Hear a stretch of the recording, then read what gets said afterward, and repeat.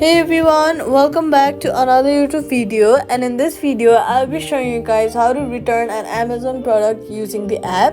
First of all, open Amazon and then in the bottom you'll see a lot of options there.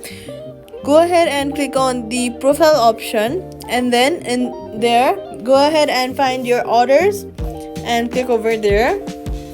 From there, choose the item that you want to return and then tap to return or replace. Select a reason for return, then choose your refund method. Pick a drop-off location and show your QR code at the store. Safety tip: only return to Amazon approved drop-off partners.